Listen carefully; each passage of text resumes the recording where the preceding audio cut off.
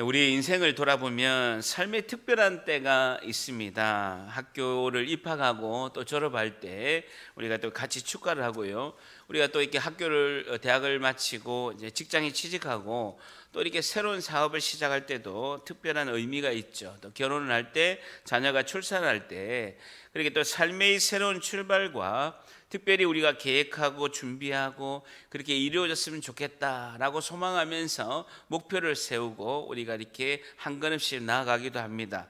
그런데요, 대부분은 우리가 계획하고 준비한 것이 이렇게 또 간혹 이루어지기도 하지만 우리가 계획하고 준비한 것과는 전혀 다른 길로 우리 인생의 결과들이 있는 경우가 많이 있습니다. 저도 대학을 졸업하고요, 평생 건설 현장에서 저의 목표는요, 현장 소장이 목표였거든요. 보통 한 15년, 20년 하면 현장 소장하게 되는데, 현장 소장하고 은퇴 때까지 건설 현장에서 그냥 열심히 그냥 성실히 직장 생활하면서 은퇴하려고 그렇게 생각했습니다. 그렇게 하려고 성실히 최선을 다했던 것도 사실입니다. 그런데요, 제가 내 인생에 한 번도 생각해 보지 않은 예수님을 믿었다는 것과, 그리고 지금 포항에서 담임 목사로 이렇게 목회를 하고 있다는 것은, 교회를 섬긴다고 이렇게 하는 것은 한 번도 제가 상상해 본 적, 인생에 있어서 한 번도 그림을 그려본 적이 없는 지금의 이제 현실입니다. 그것은 제가 꿈꾸고 제가 계획한 인생이 아니라 저를 향한 하나님의 계획이시고 하나님의 간섭이고 하나님의 역사인 줄 믿습니다. 전적으로 하나님께서 주도적으로 인도하신 것이 저의 인생이고 우리의 인생이라고 할 수 있을 것입니다. 우리 인생의 새로운 출발과 새로운 전환의 사건 때마다 우리는 하나님께서 역사하심을 모두가 경험하게 됩니다. 새로운 출발을 하고 새로운 어떤 일을 하고 내 인생의 전환이 시작되는 그 사건마다 하나님께서 우리를 간섭하시고 하나님께서 계획하시고 하나님의 역사이심을 우리가 경험하게 됩니다. 오늘 본문 말씀 출애굽기 12장 말씀을 통해서 인생의 새로운 출발의 순간마다 우리를 인도하신 하나님은 어떠한 분이신지, 다시요, 인생의 새로운 출발의 순간마다 우리를 인도하시는 하나님은 어떠한 분이신지 오늘 자세히 말씀을 통해서 살펴보고자 합니다. 오늘 출애굽기 12장 37절부터 보는 본문은요, 출애굽기 전체에서 가장 중요한 사건입니다. 가장 중요한 본문이라고 할 수가 있죠. 그래서 오늘 그 말씀을 통해서 인생의 새로운 출발의 순간마다 우리를 인도하시고 우리를 계획하시고 우리를 간섭하시는 하나님의 역사하시는 그 하나님은 어떤 분이신지를 오늘 자세히 살펴보도록 하겠습니다. 출애굽기 12장 37절 같이 있습니다. 37절 시작. 이스라엘 자손이 람셋을 떠나서 숫곳에 이르니 유아 외에 보행하는 장정이 60만 가량. 이스라엘 자손이 람셋을 떠나서 줄자 보세요. 이스라엘 백성이 있는 곳이 고센 땅의 람셋이었습니다. 고센 땅의 그 람셋에서 드디어 출애굽을 위한 출발이 시작되고 있습니다. 그런데요, 줄쳐 보세요. 유아 외에 보행하는 장정이 60만 가량이었더라. 우리 어린아이들을 빼고 여자를 빼고 남자 장정이 60만 명이면요, 그 여자가 또 60만 명이 있었을 것이고 자녀가, 그렇게 유아가 적어도 한 가정에 2명이 되는데, 그 당시에는요 2명이 아니라 자녀를 많이 낳을 때였습니다. 산하 제한이 없을 때니까. 그래서 적어도 200만 명이 넘는 엄청난 인구가 이제 출애굽하게 되는 것입니다. 이스라엘 백성이 애굽을 떠나서 이렇게 430년 만에 애굽을 떠나는 것은 처음부터 이스라엘 백성이나 모세가 계획한 것이 전혀 아닙니다. 그래서 하나님의 계획이었고 하나님의 간섭이었고 전적으로 하나님이 주도하신 사건이었다라는 것이죠. 자, 그런데 그런 하나님의 백성에게 출애굽 사건을 주도하신 하나님은 어떠한 분이신가? 이것이 오늘의 핵심이죠. 구약에 있어서 가장 큰 사건은요, 출애굽 사건입니다. BC 1446년에 출애굽 사건이 구약에서는 가장 큰 사건이라고 할 수가 있죠. 여러분, 시작에서는 제일 큰 사건이 뭡니까? 예수님의 십자가 사건이죠. 예수님의 십자가 사건. 예수님께서 우리를 죄와 사망에서 해방되게 하신, 하나님의 백성이 되게 하신 예수님의 십자가의 사건이 가장 큰 사건이죠. 그래서 예수님께서 나의 죄를 대신하여 죽으신 그 십자가의 사건은 성도의 영적 출애굽. 절 따라합니다. 성도의 영적 출애굽. 영적 성도의 영적 출애굽이 예수님의 십자가 사건, 나의 죄를 대신하여 죽으시고 하나님 백성 삼아 주시고 구원의 길을 활짝 열으시고 죄와 사망에서 해방되게 하시는 것이 예수님의 십자가 사건, 어린 양 유월절에 예수님의 십자가의 사건이라고 할 수 있을 것입니다. 자, 40절 41절 봅니다. 40절 41절 같이 있습니다. 시작. 이스라엘 자손이 애굽에 거주한 지 430년이라 430년이 끝나는 그날에 여호와의 군대가 다 애굽 땅에서 나왔은즉 430년이라 줄자 보세요.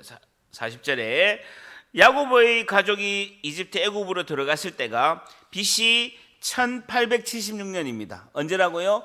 BC 1876년이고 출애굽 사건이 BC 1446년입니다. BC 1446년이 출애굽 사건이라서 BC 1876년 마이너스 1446년은 몇 년입니까? 430년이 되는 것이죠. 자, 그런데요 41절에 오늘 굉장히 중요한 단어가 나옵니다. 430년이 끝나는 그날에 동그라미 쳐보세요. 오늘의 핵심의 단어가 그날에입니다. 그날에. 오늘 설교 제목도 뭡니까? 하나님의 그날에라는 것이죠. 하나님이 계획하신 날이다라는 것이죠. 하나님이 계획하신 날, 정확하게 430년이 끝나는 그날에 여호와의 군대에 줄자 보세요. 이스라엘 백성이 다 애굽 땅에서 나오게 됐다라는 것입니다. 이스라엘 백성이 애굽 땅에서 모두 출발했다라는 것입니다. 그날은 하나님이 계획하신 날이고 애굽의 노예 생활을 끝나는 날이다라는 것입니다. 그날이 우연히 이렇게 430년 돼서 그렇다라고 생각하고 있지만 전적인 그날은 하나님의 주권 속에서 계획된 사건이다라는 거예요. 그것은 하나님께서 오래전에 630년 전에 예언했던 그날이다라는 것이죠. 자, 오늘 출애굽기 12장에 주보를 딱 이렇게 끼워 놓으시고요. 창세기 15장 13절. 창세기 15장 13절 봅니다. 창세기 15장 13절. 구약성경 17페이지, 구약성경 18페이지, 창세기 15장 13절. 자, 창세기 15장 13절 한번 같이 있습니다. 시작. 여호와께서 아브라함에게 이르시되 너는 반드시 알라 내 자손이 이방에서 객이되어 그들을 섬기겠고 그들은 400년 동안 내 자손을 괴롭히니. 그들은 400년 동안 내 자손을 괴롭히리니 라고 말씀하고 있습니다. 출애굽하기 전에 630년 전에 출애굽하기 전에 630년 전에 하나님께서 아브라함에게 하신 예언의 말씀이에요. 앞으로 630년 후에 너희 자손들이 400년 동안 애굽에서 종살이 하게 될 것이고 14절에 그들이 섬기는 나라를 내가 징벌할 것이다. 10가지 재앙으로 징벌하게 될 것이고 그 후에 동그라미 칩시오. 그 후에 내 자손이 큰 재물을 이끌고 나오리라. 내 자손이 큰 재물을 이끌고 나오리라. 이것도 하나님이 예언하신 거예요. 출애굽하기 630년 전에 하나님께서 아브라함에게 약속하신 거예요. 언약하신 것입니다. 그들은 400년 동안 내 자손을 괴롭히게 될 것이고 앞으로 630년 후에 그 일이 일어날 것이다. 너 자손이 이스라엘 백성이 큰 재물을 이끌고 당당하게 나오게 될 것이다 라고 약속의 말씀으로 전하는 거예요. 근데 출애굽기 12장에 보면 430년인데 여기는 400년이잖아요. 한 대가 100년이니까 4대, 그래서 약 400년이라고 예언적인 숫자로 이렇게 언급하고 있는 거예요. 약 400년이라고 예언적인 숫자로 언급하고 있다라는 것이죠. 약속은 두 가지입니다. 첫째는 400년이 끝날 때 애굽에서 나올 것이다 라는 약속이고요. 400년이 끝날 때 애굽에서 나오게 될 것이다 그것이고, 두 번째는요 14절에 내 자손이 큰 재물을 이끌고 당당하게 나오게 될 것이다 라고 하나님께서 약속과 언약으로 말씀하신 것이죠. 그래서 출애굽은 당당한 출발이고 하나님께서 복을 주시는 출발이다 라고 말씀하고 있는 것입니다. 그래서 창세기 15장 14절에 그 후에 내 자손이 큰 재물을 이끌고 나오게 될 것이다 라고 출애굽 630년 전에 하나님이 약속하시는 거예요. 언약하시는 거예요.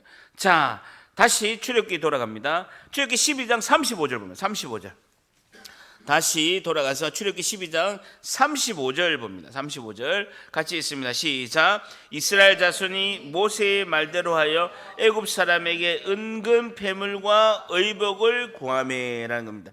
애굽 사람에게 은금 패물과 의복을 구하매. 줄쳐보세요. 줄치시고 36절에 여호와께서 애굽 사람들에게 이스라엘 백성에게 은혜를 입히게 하사, 줄쳐보세요. 그들이 구한 대로 주게 하심으로, 그들이 구하는 대로 주게 하심으로 그들이 애굽 사람의 물품을 다 취한 거예요. 금과 은과 패물과 의복을 다 취하고 출애굽하게 되는 것입니다.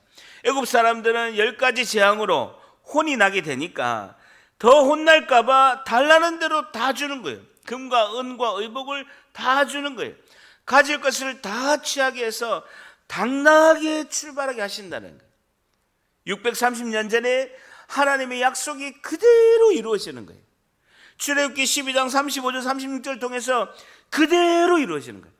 630년 후에 그대로 일이 이루어지는 거예요. 자, 오늘 우리에게 주시는 첫 번째 교훈은요, 하나님은 주님의 그날에 정확하게 약속을 지키시는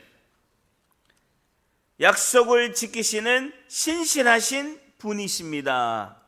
신실하신 분이십니다 라는 것입니다. 하나님은 주님의 그날에 정확하게 약속을 지키시는 신실하신 분이십니다 라는 것입니다. 내 인생의 새로운 출발 때, 새로운 전환 때 나를 인도하신 하나님은요, 약속을 정확하게 지키시는 신실하신 분이신데, 언제요? 그날에 지키신다. 그날에 반드시 지키신다. 그날은 하나님이 정하신 그날이라는 것입니다. 오늘의 핵심은요, 그날이라는 거예요. 우리가 예수님의 그 십자가의 사건으로 나의 구원을 받은 그날은 하나님의 놀라우신 은혜의 때이고, 하나님께서 당당하게 새로운 출발을 하게 하시는 하나님이 계획하신 그날이라는 거예요. 6월절 그날, 그 하룻밤의 날은요, 하나님이 630년 전에 예언하셨고 430년 종살이가 끝이 나는 그날 6월절 그 밤이라는 거예요. 내가 예수님을 믿어 6월절 어린 양 대신 예수님의 십자가의 사건을 믿고 예수님이 나의 죄를 대신하여 십자가에 죽으셨습니다라고, 예수님을 믿겠습니다라고 고백한 그날, 구원의 그날은 하나님이 예정하시고 예비하신 놀라우신 은혜의 하나님의 시간이다라는 것입니다. 우리가 예수님을 믿어서 구원을 받고 새로운 출발하여서 교회에서 이렇게 예배할 수 있는 것은 하나님의 철저하신 약속의 계획과 하나님의 놀라우신 우리에게 베푸신 은혜와 복인 줄 믿습니다.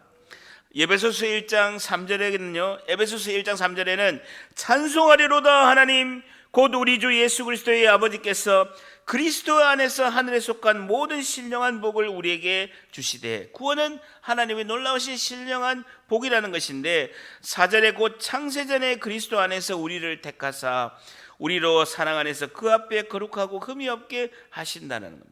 오늘 우리가 예배를 드리고 하나님 백성이 되고 하나님의 은혜 가운데 있는 이 놀라운 사건은요, 창세전에 하나님이 예정하시고 계획하신 하나님의 구원의 역사다라는 것입니다. 그 약속하신 대로 하나님이 그 날에 우리가 하나님의 구원의 은혜 가운데 있다라는 것입니다. 결국은 우리는요, 하나님의 그 날을 모르기 때문에 겸손히 말씀을 붙들고 기도하고 예배의 자리로 나와야 된다는 것입니다. 여러분, 저에게도요 2002년 3월의 그 새벽의 그날이 있었기 때문에 오늘 이 자리에서 하나님의 말씀을 전하는 제가 있게 된다는 것입니다. 그날을 저도 몰랐어요. 그날을 제가 모르고 있기 때문에 예수님을 믿어서 교회에서 처음 나온 초신자가 이 교회에 나가자마자 새신자가 6개월 동안 하루도 안 빠지고 새벽기도 나오고 눈물로 은혜로 사모하는 기도가 있었기에 은혜의 그날에 제가 은혜를 받은 것입니다. 여러분 생각해 보시죠. 교회를 나가자마자 제가 결심을 했죠. 술을 안 먹어야 되겠다. 술 담배를 딱 끊어야 되겠다. 그러니까 할 일이 없는 거예요. 저녁마다 맨날 새벽 2시 3시까지 술 먹다가 할 일이 없으니까 일찍 자니까요. 새벽에 일찍, 제가 새벽형 인간이거든요. 새벽에 일찍 일어나니까 할 일이 없으니까 새벽 기도를 교회 나가자마자 나간 거예요. 그러면서 은혜를 사모하면서 계속 눈물로 6개월 동안 하나님 은혜를 사모합니다. 성령님 만나고 싶습니다. 꼭 예수님 나를 만나주세요라고 기도한 거예요. 하루도 안 빠진 거예요. 그날을 모르기에 하루도 안 빠지고 예배 자리에 나와서 하나님 은혜를 사모하며 주님께 간절히 매달렸던 것입니다. 오늘 이번 주 화요일부터 11월 1일부터 2022년 다니엘 기도회가 있습니다. 작년에 제가 별로 기대하지 않았어요. 작년에 이맘때 굉장히 제가 힘들었기 때문에 그냥 뭐 자진적으로 나와서 한번 이렇게 기도해 봅시다라고 하고, 그날 월요일이었는데 11월 1일이 그냥 우연찮게 목사님들하고 모임을 가지고 교회 왔다가 하나님 주시는 때구나, 하나님 주시는 그날이구나 하고 그날 11월 1일부터 다니엘 기도에 집중해서 놀라운 우리 교회가 회복하는 기적의 역사가 있었던 것입니다. 여러분, 그러니까 이제 화요일부터 3주간 여러분 나에게 그날이 언제 올 줄 모르는 거예요. 나에게 그날이 언제 올 줄 모르기 때문에 그냥 우리는 아무 생각 없이 3주간요 그냥 저녁 먹고 그냥 아무 생각 없이 내 몸을 그냥 이렇게 스르륵 힘 빼고 와가지고 앉아 있으면 돼. 여러분이 설교하라고 한 것도 아니고요, 다 알아서 찬양하고요, 영상에서 다 설교하고요. 여러분 가만히 앉아 있으면요 제가 가서 안수기도 허리가 빠지게끔 해주고, 그냥 은혜를 부으려고 제가 이때 하려고 아껴놨잖아요. 수요예배 때 안수도 안 하고 이때를 위해서 제가 21일간 축을하고 여러분을 위해서 기도할 거예요. 하나님께서 큰 은혜 주실 줄 믿습니다. 우리가 그 나라의 주인공이 될 줄 믿습니다. 다 돼야 돼요. 저 같은 사람도 하나님께서 그 나라를 베푸셔서 큰 은혜 베푸신다. 여러분들이 모두가 하나님의 기적의 주인공이 될 줄 믿습니다. 겸손히 신실하게 하나님이 이루실 것을 믿고 나아갈 때 그 은혜의 주인공들이 다 될 줄 믿습니다. 자, 12장 42절 같이 읽습니다. 시작. 이 밤은 그들을 애굽 땅에서 인도해내심으로 말미암아 여호와 앞에 지킬 것이니 이는 여호와의 밤이라. 이스라엘 자손이 다 대대로 지킬 것이다. 조점보세요. 이는 여호와의 밤이라. 이스라엘 자손이 다 대대로 지킬 것이다. 6월절 은혜를 기억하고 지켜야 된다라는 것입니다. 한 해 처음에 출애굽하고 끝나는 것이 아니라 주님이 오실 때까지 일평생 6월절의 그 구원의 그날을 기념해서 대대로 지켜야 된다라는 것입니다. 43절에 여호와께서 모세와 아론에게 이르시되 6월절 규례는 이러하니라. 이방 사람들을 먹지 못할 것이라. 이는 여호와의 밤이라. 이스라엘 자손이 다 대대로 지킬 것이니라. 6월절 그 밤의 사건을 대대로 지켜라 라는 것입니다. 430년 만에 애굽 땅을 떠나면서 결정적으로 경험한 것은 6월절 사건 그 하나인 것입니다. 사람부터 가축까지 처음 태어난 장자는 다 죽었습니다. 하나님의 재앙의 심판이 있어서 죽는 그날 밤에 이스라엘만, 하나님의 백성들만, 장자들이 모두 구원받고 보호받는 6월절의 은혜의 사건이 있게 되는 것입니다. 이것은 전적인 하나님의 은혜이고 하나님의 보호하심을 받은 집은 모두가 이 은혜를 다 누렸다는 것입니다. 모든 사람들의 가축과 모든 사람들의 장자들은 다 죽게 되는데 하나님이 선택하신 하나님의 백성들의 장자들만은, 그 집만은, 그 가정만은 하나님의 전적인 은혜로 하나님의 보호하심으로 구원을 받고 그 장자의 죽음을 다 피하게 됐다라는 것입니다. 하나님의 말씀대로 6월절 어린 양을 잡아서 집의 문설주 벽에 문틀에다가 위아래로 디귿자로 다 이렇게 바르고 그 피를 볼 때에 죽음이 넘어가리라. 6월이라는 그 말씀을 믿고 순종한 이스라엘 백성에게 하나님께서 은혜를 베풀고 그 순종한 그 은혜에 하나님께서 장자의 죽음을 피하게 하셨다라는 것이죠. 여러분, 이스라엘 백성도 우리도 다 모두 죄인입니다. 죄인은 하나님의 심판을 피할 수 없는 것입니다. 그런데 우리가 하나님을 믿고 신뢰하고 의지하는 사람에게는 하나님께서 구원의 길을 열어주신다는 것입니다. 여러분, 믿음은요 신뢰고요, 신뢰는 그 하나님의 약속의 신실함을 믿는 거예요. 저를 따라합니다. 믿음은 신뢰이고 약속의 말씀을 신실하게 믿는 것이다. 그 약속을 지키는 자가 은혜를 받을 수 있다라는 것이죠. 하나님의 그 약속의 말씀을 지키는 자가 은혜를 받을 수 있다라는 것입니다. 여러분 상상을 해보십시오. 출애굽할 때 상상해 보십시오. 각 가정마다 양을 잡고 있는데 그 양의 피를 가지고 문에다가 문틀에다가 옆에 하고 위에 임방하고 옆에를 이렇게 디귿자로 피를 우슬초로 이렇게 바르고 있는 것을 애굽 사람들이 얼마나 조롱했겠습니까? 뭐 하고 있냐고. 너희들 뭐 하고 있냐고. 이렇게 하면 우리 장자가 죽지 않고 하나님의 심판을 우리가 피할 수 있어 라고 하면 얼마나 우스꽝스러면서 애굽 사람들이 조롱했겠습니까? 유월절의 핵심은 이스라엘 백성을 대신하여 죽은 어린 양이 핵심입니다. 그 어린 양은 예수 그리스도를 가리키고 있습니다. 우리의 죄를 대신하여 희생하여서 십자가의 죽음으로 죄값을 치르신 그 예수님으로 말미암아 우리는 하나님 용서받고 하나님의 심판에서 보호하심을 받는 놀라운 은혜, 하나님의 은혜를 경험한 줄 믿습니다. 오늘 우리에게 주시는 두 번째 교훈은요, 하나님은 우리를 사랑하셔서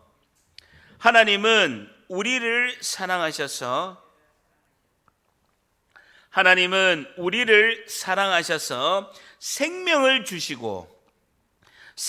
주시고 은혜를 베푸시는 분이십니다. 생명을 주시고 은혜를 베푸시는 분이십니다. 하나님은 우리를 사랑하셔서 생명을 주시고 은혜를 베푸시는 분이십니다 하는 것이죠. 하나님은 우리를 사랑하셔서 생명을 주시고 은혜를 베푸시는 분이십니다 하는 것입니다. 나의 인생의 새로운 출발 때 나에게 역사하신 하나님은 우리를 사랑하셔서 생명을 주시고 은혜를 베푸시고 눈동자처럼 지켜주시고 보호하시는 분이신 줄 믿습니다. 에베소서 2장 8절에 너희는 그 은혜로 의하여 믿음으로 말미암아 구원을 받았으니 이것은 너희에게서 난 것이 아니요 하나님의 선물이라 라고 말씀하고 있습니다. 하나님의 선물이다네. 구원은 하나님의 은혜이고 하나님의 선물이다는 겁니다. 다 같이 절 따라합니다. 구원은 하나님의 은혜이고 하나님의 선물입니다. 구원은 하나님의 은혜이고 하나님의 선물이라는 것입니다. 제가 생각하는 구약에서 가장 중요한 말씀은 구약 창세기 3장 15절입니다. 창세기 3장 15절에 내가 너로 여자와 원수가 되게 하고 너의 후손도 여자의 후손과 원수가 되게 하려니 여자의 후손은 사탄의 머리를 박살내고 상하게 될 것이고 사탄은 그 예수님의 발꿈치를 상하게 할 것이다. 창세기 3장에 아담이 범죄할 때 죽음과 사망이 온 인류를 덮쳤습니다. 아담의 후손으로 태어난 모든 인류는요 죽음과 사망 속에 있게 되었습니다. 그런데 그 아담이 범죄하자마자 창세기 3장 15절에 여자의 후손 예수님으로 말미암아 하나님께서 살 수 있는 복음을 전해주신 거예요.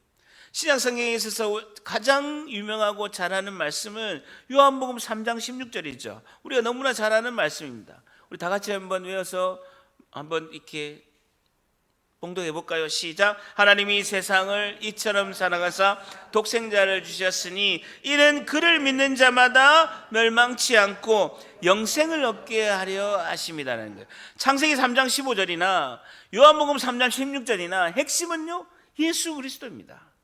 독생자 예수 그리스도입니다. 이 두 말씀의 기둥은 예수 그리스도를 통해서 구원의 은혜를 베푸시는 하나님의 전적인 은혜와 하나님의 선물이다라고 말씀하고 있습니다. 자, 출애굽기 12장 42절 다시 보면 이는 여호와의 밤이라 이스라엘 자손이 다 대대로 지킬 것이니라 라는 것입니다. 유월절을 지킴으로 하나님의 은혜를 기억하라라는 것이죠. 구약에서는 유월절 하나님의 은혜를 잊지 말고 기억하고 신약에서는 어린 양 대신 예수님의 그 십자가의 사건을 잊지 말라는 거예요. 예수님의 십자가의 사건을 잊지 마라. 이것이 기념하는 것이 뭡니까? 성찬식이죠. 성찬식입니다. 고린도전서 11장 24절에 축사하여 떼어 이르시되 이것은 너희를 위하는 내 몸이니 이것을 행하여 나를 기념하라. 떡이 내 몸이니까 나를 기억해라 라고 예수님이 말씀하시고 고린도전서 11장 25절에도 예수님께서 식후에 그와 같이 잔을 가지고 이르시되 이 잔은 내 피로 세운 새 언약이니 이것을 행하여 마실 때마다 나를 기념하라. 나의 피와 나의 살을 너희들이 먹고 기념하라, 기억하라 라고 해서 우리가 성찬식을 합니다. 우리 코로나 때문에 중단됐는데 곧 성찬식을 계속 이렇게 할 거예요. 한 달에 한 번이라도 계속해서 이렇게 할 것입니다. 그것은 하나님의 은혜를 우리가 성찬식을 통해서 보는 말씀, 지금 선포하는 말씀이 있고요, 성찬식은 우리가 눈으로 보는 말씀이에요. 눈으로 뭘 봅니까? 예수님의 그 십자가의 사건을 기억하라, 성찬식을 통해서 하나님의 은혜를 기억하라 라는 것이죠. 왜 그렇습니까? 우리 잘 잊어버리기 때문에 그렇습니다. 잘 잊어버리기 때문에. 시편 103편 2절에도 내 영혼아 여호와를 송축하며 그의 모든 은택을 잊지 말지어다 라고 하겠습니다. 우리가 잊지 않도록 성찬식을 통해서 예수님의 십자가의 사건을 기억해야 된다는 것입니다. 여러분, 잘 잊어버린 이유가 뭡니까? 잘 잊어버린 이유가 머리에 쓸데없는 것이 가득 차서 그렇습니다. 머리를 엉뚱한 데 써서 잘 잊어버린다는 것입니다. 여러분, 제가 부목사 때 교회에서 큰 행사를 했는데 여러분 아시겠지만 다 디자인 제가 다 한 것이죠. 디자인 이런 데 좀 제가 있어서, 소질이 있어서 교회에서 부목사 때 큰 행사를 했습니다. 그래서 플랜카드도 제작하고요, 현수막을 디자인하고 멋지게 해서 글씨체도 이렇게 눈에 잘 띄게 해서 아주 이렇게 아주 고급스럽게, 아주 이렇게 화려하지 않으면서도 눈에 잘 띄게끔 해가지고 플랜카드를 잘 만들어서 큰 행사를 준비를 했죠. 그래서 인쇄물도 잘 만들고 행사 준비하는 날에 이제 우리가 봉을 내려가지고 현수막을 이렇게 중앙에 달았습니다. 근데 기절한 줄 아는 거예요. 행사의 날짜를 월 이름 맞는데 그 해가 맞지 않은 거예요. 작년인 거예요. 2022년이면 2020이라고 해야 되는데 2021년인 거예요. 행사 30분 전에 발견한 거예요. 우리는요, 큰 사건이 터지면요, 하늘에 있는 예수님 안 봅니다. 담임 목사님 표정 봅니다. 와, 죽었구나. 30분 됐는데 날짜가 작년 날짜. 와, 그래가지고 뭐 앞이 깜깜하대. 여러분, 이렇게 실수하려면요, 여러 단계가 실수를 같이 짜고 해야 되거든요. 시안을 담당하고 있는 현수막 업체 담당자, 우리가 준비한 우리 교역자, 디자인을 우리가 결제 올렸을 때 오케이한 담임 목사님까지도 다 날짜가 틀릴 줄은 한 번도 생각 못한 거예요. 여러분, 이거 만들 때 제가 보고 컨펌했거든요. 뭐만 바뀌었습니까? 날짜만 본 거예요. 날짜 2022년 10월 20일인데 2021년 11월 20일이면 안 되잖아요. 날짜만 이렇게 저는 본 거예요. 이 트라우마가 있어가지고. 어쨌든 그 행사 30분 전에 플랜카드 날짜를요, 뒤에 이렇게 감춰가지고 접어가지고 호스키치 이렇게 하고 유리테이프 붙이고 생쇼를 했습니다. 어쨌든 여러분, 행사 끝나고 담임 목사님 그냥 넘어가겠습니까? 안 넘어가는. 교육자회 때 박살난 거예요. 담임 목사님 이렇게 말씀했습니다. 여러분, 양해를 해주십시오. 용서를 해주십시오. 그대로 한 말 그대로 제가 읊을게요. 이건 제가 가감이 없습니다. 어쨌든 설교 강단에서 이런 이야기하는 건 참 부끄러운데 담임 목사님이 이렇게 말씀하셨습니다. 대가리는 쓰라고 있는 거야. 왜 아무 생각 없이 사는 거야? 다시 한번 할게요. 대가리는 쓰라고 있는 거야. 왜 아무 생각 없이 사는 거야? 하는 거예요. 우리 모두가 우리 마음속으로 다 생각했습니다. 자기도 다 봐놓고, 자기도 머리 안 써놓고, 왜 우리한테만 대가리라고 욕하는 거야? 라고 이렇게 한 거죠. 늘 머리에 생각하고 기억하라는 것입니다. 여러분, 구원의 사건을 잊으면 안 된다라는 것이죠. 머리에 많은 게 들어있으면요, 기억이 안 되는 거예요. 가장 먼저 생각해야 될 것은 주님이 나를 살리셨구나. 6월절 어린 양 대신 예수님이 나를 살리셨구나. 이것을 절대 잊으면 안 될 줄 믿습니다. 자, 근데 구원의 은혜를 받은 대상이 누구인가 말씀하고 있습니다. 12장 44절. 구원의 은혜를 받은 대상은 누구인지 성경은 명확하게 말씀하고 있습니다. 12장 44절. 각 사람이 돈으로 산 종은, 줄 잡으세요. 돈으로 산 종은, 돈을 받고 일하는 종은요, 돈 생각만 해서 하나님의 은혜를 기억할 수 없는 거예요. 그래서 돈으로 산 종은요, 돈만 벌 생각만 하고 있기 때문에 하나님의 은혜를 기억할 수 없는 것입니다. 그래서 줄 잡으세요. 할례를 받은 후에 먹을 것이며, 구약의 할례는 하나님의 언약의 백성이 되는 표시입니다. 하나님의 언약의 백성이 되는 표시, 하나님의 언약, 하나님의 약속을 받아들인 후에 유월절에 참여할 수 있고 구원을 받을 수 있다라는 것이죠. 그것은 할례를 받는다는 것은 뭘 의미하고 있습니까? 지금으로 치면 예수님을 믿음으로 영접한 후에 유월절의 구원의 은혜에 참여할 수 있다는 것이죠. 우리가 행하는 성찬식이 누구에게만 한정되어 있습니까? 세례교인에게만 해당되는 거예요. 세례교인만 성찬식에 참여할 수 있는 거예요. 예수님을 구주로 믿음으로 영접한 사람에게만 성찬식이 해당되는 것처럼 우리가 유아 어린이 세례를 받고 몇 살에 입교합니까? 만 14살에 입교를 합니다. 만 14살에 입교한 학생들도 성찬식에 참여할 수 있다라는 것이죠. 자, 그러면서 이것은 뭘 말하고 있습니까? 유월절 구원의 은혜는 하나님의 백성을 위한 것이다라는 것. 하나님의 은혜를 경험한 사람만이 그것에 참여할 수 있다라는 것입니다. 45절에 보면 거류민 외국인과 타국 품꾼은 먹지 못하고 참여할 수 없다라는 거예요. 그러나 48절에 보세요. 48절에 너희와 함께 거류하는 타국인이 여호와의 유월절을 지키고자 하거든, 하나님의 백성이 되고자 하거든, 하나님의 구원의 은혜에 참여하고자 하거든, 그 모든 남자는 할례를 받은 후에야, 예수님을 믿음으로 영접한 후에야 그 유월절 구원의 은혜에 참여할 수 있다라는 것이죠. 하나님의 백성됨을, 하나님의 언약의 백성의 됨을 자기가 믿음으로 받아들인 후에야 가까이하여 지킬 것이니 곧 그는 본토인과 같이 될 것이고, 할례받지 못한 자는, 하나님의 언약의 백성으로 내가 참여하지 못하겠다라고 거부한 자는 유월절 식사에 참여하지 못하고 구원의 은혜에 참여할 수가 없다라는 것이죠. 하나님의 은혜를 경험한 사람은 어떤 사람입니까? 두 가지죠.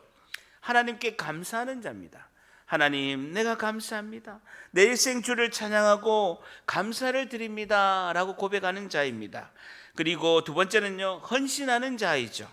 정성을 다해서 주님을 섬기겠습니다, 몸된 교회를 제가 섬기겠습니다 하는 감사와 헌신하는 자가 하나님의 은혜를 경험한 자, 할례를 받아서 하나님의 백성이 된 자라는 것이죠. 나를 주님께 바쳐서 하나님의 사랑 그리고 이웃 사랑을 실천하겠습니다라고 고백하는 자, 한평생 감사와 헌신으로 하나님께 영광 드리는 우리 모두가 되시기를 주님의 이름으로 축복합니다. 자, 그런데 본문 중에요, 오늘 특별한 내용이 있습니다. 12장 46절 오늘 특별한 내용 한번 같이 있습니다. 시작. 한 집에서 먹되 그 고기를 조금도 집 밖으로 내지 말며 뼈도 꺾지 말지. 한 집에서 먹되, 졸자 보세요.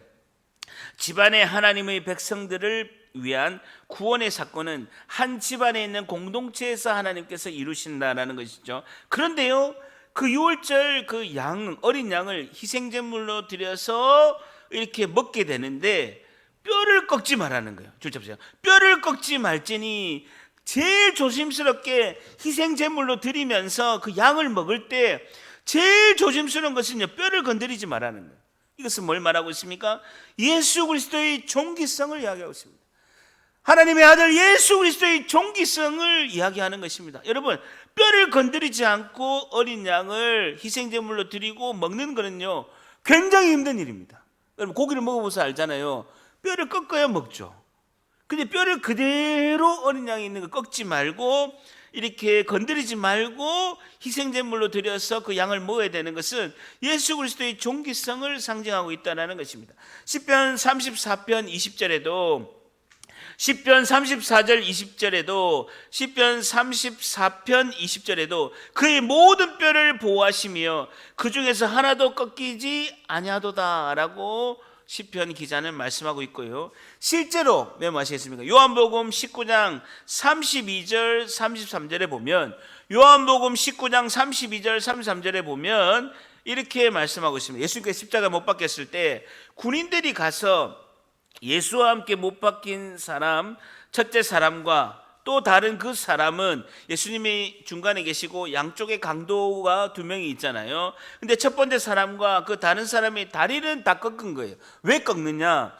십자가에 못 박히면 너무 고통스러워서 실신하고 기절하는 것입니다.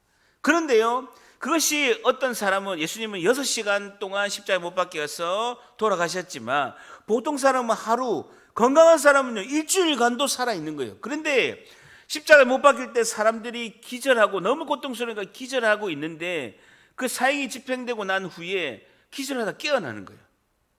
그러면 다 로마 병사들이 다 물러나고 나서 기절하다가 깨어가지고 십자가에서 내려올 수가 있는 거예요.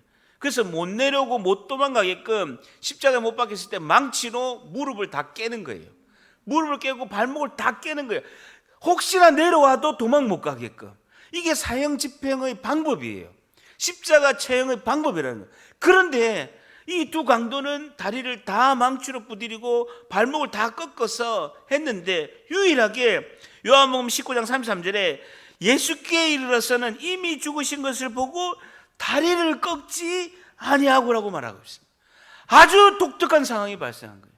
십자가의 처형 방법 중에서 다리를 꺾지 않는 방법을 요한복음 19장 33절에 말씀하고 있는 것입니다. 이것은 구약 말씀의 성취이고 예수 그리스도를 존귀하게 여기시는 하나님의 섭리고 역사인 줄 믿습니다. 은혜를 받은 우리는 주님께 첫째는 감사, 두 번째는 헌신, 세 번째는 예수님을 존귀하게 여기는 삶을 살아야 된다라는 것입니다. 자, 그런데요, 출애굽기 12장 41절 보세요. 아주 특별한 단어가 나옵니다. 41절 같이 했으면 시작. 430년이 끝나는 그날에 여호와의 군대가 다 애굽 땅에서 나온 적. 여호와의 군대 동그라미 쳐주세요. 이 군대라는 단어가 히브리어로 차바라는 단어인데요, 하나님의 군이 전쟁의 군대를 말하고 있습니다. 차바라는 단어가 이제 전쟁의 군대를 말하고 있죠. 결국은 하나님의 군사, 믿음의 군병으로 출애굽한 이스라엘 백성을 하나님께서 그날의 여호와의 군대라고 표현하고 있습니다. 군대라고 표현하고 있고요. 또 보면요, 12장 51절 보세요. 51절에 보면요, 바로 그날에 여호와께서 이스라엘 자손을 줄쳐보세요. 그 무리대로 줄쳐보세요. 근데 41절에 여호와의 군대 할 때 군대 차바라는 단어와 그 무리대로도 똑같은 단어 차바예요. 차바, 전쟁의 군대를 말하는 거예요. 옛날 개역 한글에는요, 그 군대대로라고 돼 있고, 세번역 성경에도 각 군대 단위로라고 돼 있고, 원어도 똑같은 12장 41절에 여호와의 군대 할 때 차바, 12장 51절에 그 무리대로도 차바, 똑같은 전쟁의 군대를 말하고 있습니다. 이스라엘 백성, 하나님 백성을 하나님의 군대라고 표현하고 있는 거예요. 군대, 전쟁에 승리한 군사처럼 200만 명이 대열을 지어서 질서 있게 나왔다라고 말씀하고 있어요. 군인은요, 우왕좌왕하지 않습니다. 줄을 세로 가로로 정확하게 줄 서서, 여러분 국군의 날 행사 보세요. 정확하게 서서 그대로 행진하는 걸 볼 수가 있습니다. 200만 명이 대열을 지어서 전쟁에 승리한 군사처럼, 군대처럼 질서 있게 나왔다라고 말씀하고 있습니다. 질서를 가지고 군대처럼, 승리의 군사처럼 행동하기를 하나님이 원하시고 이스라엘 백성이 그렇게 하였다라는 것이죠. 여러분, 군대에 동그라미 치시면요, 그 무리, 군대에 동그라미 치시면 군대의 의미는요, 단체, 공동체, 함께, 질서의 의미가 있습니다. 뭐라고요? 단체, 공동체, 함께, 질서의 의미가 있죠. 여러분, 군인은요, 질서에 있고 단체에 있고 공동체고 함께 움직이는 거예요. 오합지졸이 아닙니다. 우왕좌왕이 아니라 군인들은 정확하게 질서 있게 움직이고 있는 거예요. 그래서 단체로 있다라는 것이죠. 하나님의 구원을 받은 우리는 개인으로 놔두지 않으시고 교회 공동체에서 하나님의 뜻에 순종하게끔 하신다는. 여러분, 믿음은 나 혼자 집에서 있어서 믿음과 신앙생활이 되는 것이 아니다라는. 하나님 뜻이 나에게 이루어지려면 반드시 뭐가 필요합니까? 공동체가 필요하다. 공동체가 필요해요. 왜? 나는 연약하기 때문에 그래. 믿음 생활에 있어서 혼자 힘으로는요, 불가능하다라는 것이죠. 질서 있는 공동체의 협력 안에서 우리가 전신갑주를 입고 군대인 교회에서 영적 군사로 삶을 살아야 된다라고 말씀하고 있는 것입니다. 영적 군사가 돼서 뭘 하려느냐? 13장 9절. 영적 군사가 돼서 하나님께서 하시고자 하는 뜻이 있는 거예요. 13장 9절 같이 있습니다. 시작. 이것으로 내 손의 기호와 내 미간의 표를 삼고 여호와의 율법이 내 입에 있게 하라. 이는 여호와께서 강한 손으로 너를 애굽에서 인도하여 내셨습니다. 여호와의 율법이 내 입에 있게 하라. 줄자 보시죠. 여호와의 율법이 내 입에 있게 하라. 너희들의 영적 강한 군사, 공동체 안에서 단체 함께 질서 있게 하나님의 말씀을 지켜라는, 영적 군사로서 하나님 말씀을 잘 지켜야 한다라고 말씀하고 있는 것입니다. 영적 군사로서 하나님 말씀을 잘 지키게 하기 위해서 너희들은 공동체에서 함께 단체 질서 있게 신앙생활을 해야 된다라는 것입니다. 요한일서 5장 3절에도 하나님을 사랑하는 것은 이것이니 우리가 그의 계명을 지키는 것이라 그의 계명은 무거운 것이 아니로다라고 말씀하고 있습니다. 전쟁에서 승리하는 성도에게 가장 중요한 것은요, 하나님의 말씀을 지키는 거래요. 왜 영적 군사가 되느냐? 군대의 군사가 돼야지 함께 공동체로 힘을 모아서 영적 군사로 하나님 말씀을 지킬 수 있다는, 내 혼자는 지키기 어렵다는 거예요. 수많은 영적 공격에서 내가 혼자 승리하기는 어려운데 우리가 다 같이 군대로, 단체로, 공동체로 함께 질서 있게 하나님의 말씀을 지킬 수 있다라는 것이죠. 오늘 우리에게 주시는 마지막 교훈은요, 하나님은 우리가 영적 군사가 되어서 하나님은 우리가 영적 군사가 되어서 하나님의 말씀을 지키게 하시는 분이십니다. 하나님의 말씀을 지키게 하시는 분이십니다. 하나님은 우리가 영적 군사가 되어서 하나님의 말씀을 지키게 하시는 분이십니다. 하나님은 우리가 영적 군사가 되어서 하나님의 말씀을 지키게 하시는 분이십니다 하는 것이죠. 믿는 성도는 하나님의 말씀을 따라 살고 하나님의 말씀을 지키는 것이 가장 중요한 것입니다. 오늘 505주년 우리 10월 마지막 주일에 종교개혁 기념주일입니다. 종교개혁은 1517년 10월 31일 오늘 505년 전에 마틴 루터에서 시작됐습니다. 마틴 루터가 지은 찬송가 여러분 아십니까? 찬송가 585장입니다. 585장 뭡니까? 내 주는 강한 성이요입니다. 1절을 보면요, 내 주는 강한 성이요 방패와 병기가 되시니 큰 환난에서 우리를 구하여 내시리로다. 옛 원수 마귀는 이때도 힘을 써 모략과 권세로 무기를 삼으니 천하에 누가 당하랴라는 것입니다. 그러면서 2절에 내 힘만 의지할 때는 패할 수밖에 없도다. 힘 있는 장수나